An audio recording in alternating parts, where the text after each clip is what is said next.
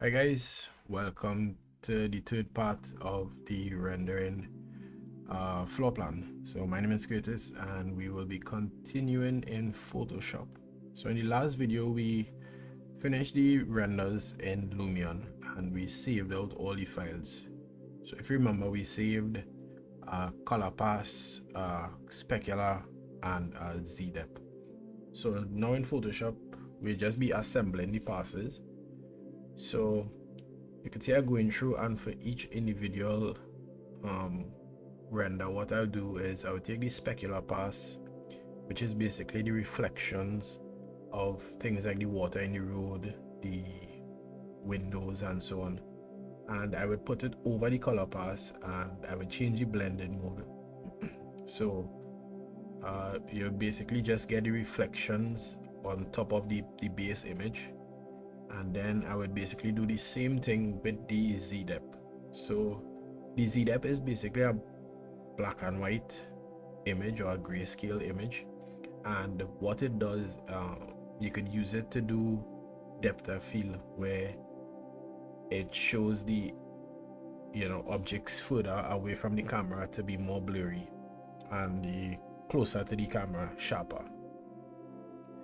So with the ZDEP you could do two things. You could actually create atmospheric fog.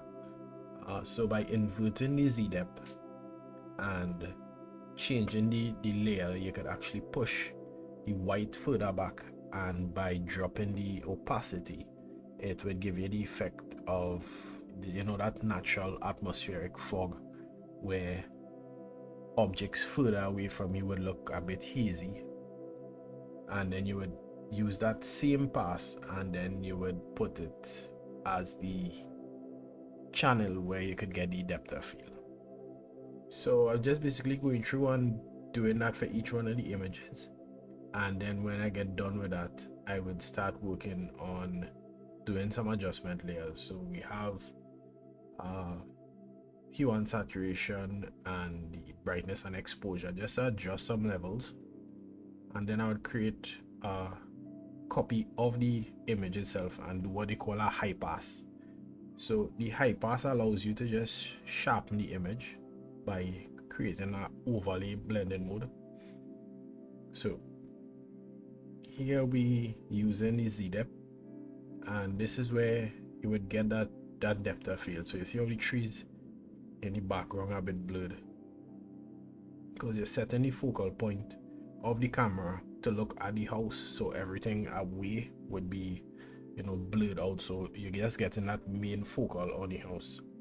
And now we're taking a look at this is the final render. So in the next video I'll show you how to do the rendered floor plan, and that would be it for now. See you in the next one.